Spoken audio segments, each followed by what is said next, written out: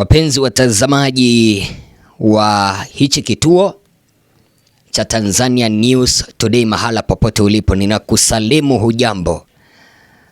Karibu tena kwenye mwendelezo wa taarifa zetu. Ndani ya chama cha CCM, chama cha Mapinduzi anachokiongoza Samia, kimevurugika. Vita vikali vimepambazuka pale, vimechanua. Mnaona namna ambavyo Samia na utawala wake wanavyopanga kukiharibu chama cha upinzani, chama cha Chadema. Ndivyo hivyo chama cha CCM kimeanza kuvurugika na kinaelekea kuzama. Vita hivi vyote, mtazamaji wangu, ambavyo vimezuka ndani ya chama cha CCM ni kuhusu ni nani atakayewania kiti cha urais mwaka 2030. Yaani wamejipanga kwamba huu muda ambao waliiba uchaguzi, Samia asichunguzwe, amalize hii miaka mitano. Alafu ninaelezwa bwana Ezra pale ndani wameanza kujipanga. Pamezuka watu wengi. Mtoto wa Jakaya Kikwete, Ridhiwani Kikwete. Pamezuka Nchimbi, Daktari Nchimbi, naye anataka kuwania urais. Pamezuka Makonda. Pamezuka na mtu ambaye anaitwa Mwigulu Nchemba. Hawa wote, mtazamaji wangu, wanataka kuwania urais kupitia kwa tiketi ya CCM. Wanataka kuja kumurithi Samia Suluhu Hassan. Sasa mambo yamechemka hivi, na mwenye ameleta hivi vita vyote, mtazamaji wangu, ni mtoto wake Kikwete, mwenye anaitwa Ridhiwani, mwenye ni waziri katika hii serikali ya Samia. Ridhiwani inasemekana kwamba baba yake Jakaya Mrisho Kikwete ndiye anasukuma sana aweze kukua rais mnamo mwaka 2020 ama mwaka 2030. Kuni radhi, bwana Kikwete yupo na kisingizio kwamba Karume pamoja na Mwinyi watoto wao wamekuwa marais. Mbona mtoto wake Ridhiwani Kikwete asiwe rais wa Jamhuri ya Muungano wa Tanzania? Hakikisha kwamba kipindi ambapo linazidi kukumegea yale yote ambayo yanazidi kutendeka, hapo kando kuna penye wamekuandikia subscribe. Hakikisha kwamba una subscribe, manake hapa ndipo unapata taarifa za ukweli, kwa sababu watu wengine wanaogopa kuzungumza taarifa kama hizi, wanaogopa kuitwa na jeshi la polisi waende waandikishe taarifa. Ila sisi hapa tumuogopi mtu yeyote, tunamuogopa Mwenyezi Mungu aliye juu mbinguni. Sasa hivi vita vyote vimeanza vipi? Mtoa siri ameniambia bwana Ezra, pamezuka mtandao ambao unaitwa Inyata, na huu mtandao unasemekana kwamba wanaueneza kwamba utumikie nchi ya Tanzania. Ni mtandao mpya uliozinduliwa hivi karibuni na Ridhiwani Kikwete kwa ajili ya yeye kuwa rais mwaka 2030. Unajua mwenye ameweza kunipa hizi taarifa, mtazamaji wangu, ni mmoja wa viongozi wa CCM. Sasa wanaona kwamba bwana Ezra, tukiwa tunaelekea kwenye uchaguzi wa mwaka 2030, tusipoyazungumzia haya, chama cha CCM kitazama na kitavunjika. Sasa unaelewa ama unasikia kwamba huu mtandao wa Inyata ni mtandao ambao umeweza kuzinduliwa kwa minajili ya kumpigia kampeni Ridhiwani kuchukua urais mwaka 2030. Mtandao huu unajumuisha baadhi ya vijana kutoka TK Movement, TBT pamoja na UVCCM. Unaona, vijana kutoka vyama mbalimbali wameweza kutolewa. Unaona, wametolewa TBT, wametolewa TK Movement, wametolewa na UVCCM. Kuna wale ambao wataniuliza bwana Ezra, TK Movement iliundwa na nani? TK Movement, kwa wale ambao hawajui, ninafikiri kwamba TK Movement ilianzishwa na Bashite au kipenda Bashe. Ina usajili wa vijana nchi nzima TK Movement, na wako na data basi vijana wengi sana, kuanzia NIDA, namba za simu, makazi yao, kitambulisho vya mpiga kura. Sasa ndio maana unaona huyu Ridhiwani Kikwete anasema kwamba hataki katiba mpya.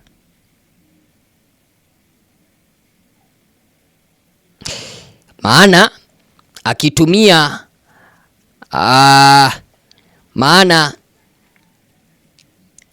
akitumia hiyo database ya TK Movement waliokusanya nchi nzima kwa miaka miwili, ilikuwa well funded kwa ajili ya Samia. Anaweza chakachua uchaguzi vizuri tu kwa mfumo wa sasa. Wanaeleza kwamba Kikwete ameweza kuwaletea Tanzania shida nyingi, ana Samia akiweka mwanae, itakuwaje?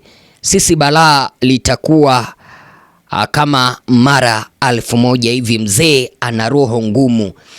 Unaona, huyu mwenye ameweza kuniambia bwana Ezra, unaona kipindi hichi bwana Kikwete ndiye ameweza kumshikilia Samia. Kuna wale ambao wananiambia bwana Ezra, Samia sio rais. Of course Samia ndiye rais mfano, lakini kuna yule ambaye ameweza kujificha nyuma ya Samia. Mwenye anaongoza nchi ni Kikwete. Naelezwa kwamba Samia ni mfano tu wa rais, lakini nyuma mwenye anaongoza nchi ni Kikwete. Sasa ananiambia bwana Ezra, kama unaona Samia ndiye mfano wa rais, lakini tunateseka hivi, what about mtoto wake Kikwete Ridhiwani akichukua uongozi, jinsi ambavyo Kikwete anampigia ubatu? Mateso yatakuwa mara 1000 zaidi. Sasa ninaelezwa kwamba ukiona Ridhiwani wa Kikwete akijitokeza kuzungumzia katiba mpya, basi ujue Inyata iko kazini. Inyata, huu mtandao mpya ambao uliweza kuanzishwa wiki 3 zilizopita, aliwakusanya vijana 200 waanzilishi wa Inyata huko Dodoma na kuwapa maelekezo maalumu. Gharama za safari na malazi pamoja na posho vilitolewa na mmoja wa wasaidizi wake ambaye ni afisa wa TIS, mmoja wa Ridhiwani. Sasa Jakaya Kikwete, nimekueleza kwamba amekuwa akiwaambia wandani wake kuwa ikiwa Karume, Mwinyi, watoto wao wamekuwa maraisi, anauliza kuna shida gani mtoto wake basi Ridhiwani akiwa raisi? Haya, huyu ananieleza hivi, bwana Ezra, sikiliza. Jamhuri ya Muungano wa mitandao, yaani mtandao wa babake Lowassa, Sita, Membe, Rostam, Karamagi ndio ulileta balaa lote hili. Ulipo paraganyika ukasababisha John Pombe Magufuli apenye, ukawa mwanzo wa udikteta. Hii Inyata inataka kusimika ufalme rasmi. Unajua ufalme ni nini, mtazamaji wangu? Ufalme ni pale ambapo unapata kwamba mtoto au baba akitoka madarakani anamwachia mtoto. Unaona, sasa Kikwete anapigania mtoto wake awe rais. Maybe huyu Ridhiwani akipenya aongoze miaka 10. Alafu Samia naye atasema kwamba niwekea Abduli naye aongoze miaka 10. Sasa unaona hapo, mtazamaji wangu, shida itatokea. Na hapa ndipo mimi naona kwamba tukinyamaza tutabebewa akili. Sasa huyu mtoasiri ananiambia, Bwana Ezra, Inyata inataka kusimika ufalme rasmi, inabidi ipigwe vita kabisa kabla, maana pia itavuruga CCM yetu. Sisi wana CCM wazalendo tumechoka na mitandao maslahi kama vile Inyata. Ni mwenye ametoa hizi taarifa ndio ameweza kuandika hivyo, mtazamaji wangu. Sasa kuna kitu ambacho hii serikali inapaswa kujua.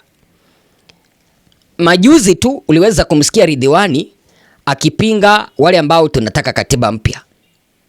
Ridhiwani alizungumza hivi.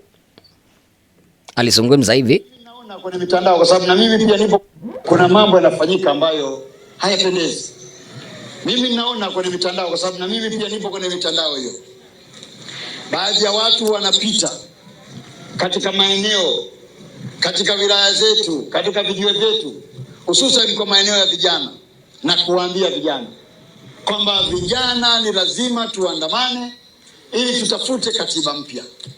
Katiba hiyo mpya unaizungumza katiba gani? Mtu ambaye unasikia huyu anasema tu kwamba katiba hiyo mpya ambayo tunazungumza ni katiba gani? Sisi tunataka katiba ambayo itaruhusu uwepo wa demokrasia katika taifa letu la Tanzania. Unajua katiba mpya, mtazamaji wangu, ikija utapata kwamba mwananchi atakuwa ama raia atakuwa na mamlaka ya kuchagua kiongozi wake. Lakini hii katiba ambayo ipo sasa hivi ni finyu. Hawa viongozi walioko madarakani wanataka kuendelea kusimika, kuendelea kuweka watoto wao pale waendelee kukaa viongozi. Ndio maana hawataki katiba mpya. Kutoka hapa nyuma wametuambia kwamba tusubiri mpaka mwaka 2030 ndiposa watupee katiba mpya. Itafika mwaka 2030 kipindi cha uchaguzi watuambie kwamba tumalize uchaguzi kwanza ndiposa tulete katiba. Tutamaliza uchaguzi tena watuambie subiri mpaka mwaka 2035 ndiposa tuwape katiba, na hapo tutakuwa tumepoteza mengi. Kwa hivyo mtazamaji wangu, kitu ambacho Samia, Jakaya Kikwete pamoja na kundi lao wanapanga, wanapaswa kuelewa kwamba tumetosheka na CCM na tumechoka na CCM katika taifa letu la Tanzania.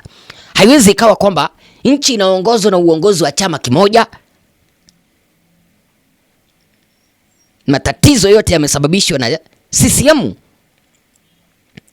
Chochote kile ambacho wanafikiria, whatever you think you know about manipulating internal politics of CCM will not work with the society because we are past that. Kila ambacho wanafikiria eti kwamba wanajaribu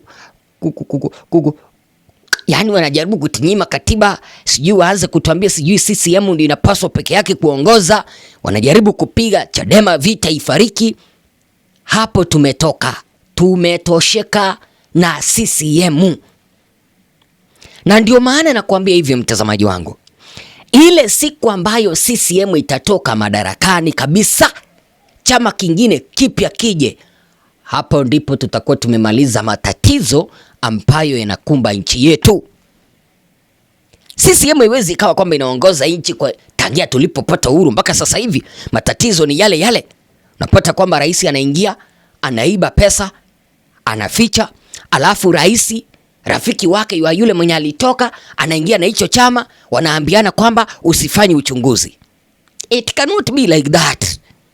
Lazima tuwe kwenye nchi ambayo iko na demokrasia kama vile Marekani, mahala ambapo unapata kwamba Republican wakiongoza, tunaenda uchaguzi. Kama ni Democrat imeingia, Democrat inamulika yale ambao Republican ilikuwa inafanya. Kipata kwamba walitumia pesa vibaya, papo hapo utapata kwamba wanachukuliwa hatua.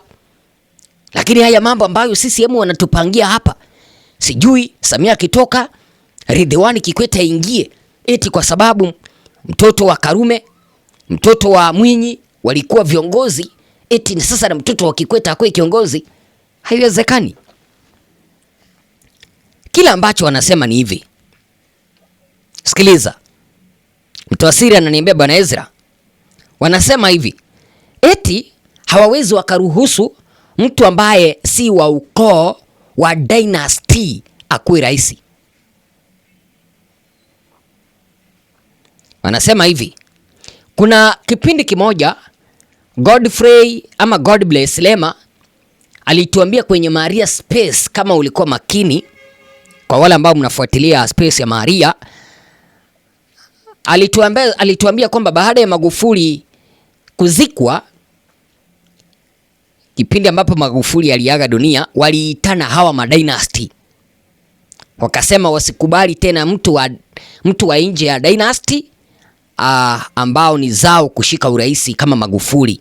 So hivyo taarifa ambazo unaona kuwa mwana CCM mkereketwa anatuambia eti kwamba Kikwete anataka mtoto wake awe rais, usije ukashangaa. Usije ukashangaa. Ndio nimekuambia kwamba hawa tukisubiri waondoke wenyewe, tutasubiri sana. Wako hapa kuishi, sikufichi. Tanzania sio ya ukoo, ndio maana wanapambania kumulinda Samia. Akina Kikwete wanapambania kumulinda Samia, lakini wanaposikia mambo na katiba mpya wanatoa nyongo, kitu ambacho wanapaswa kujua muda wao umeisha. Hatuwezi tukakubali kwamba familia ziendelee kusalia madarakani, wanaendelea kutuibia hapa. Hakuna maendeleo ambayo tunayaona, wanaendesha nchi zegemege. Wazo lako ni lipi?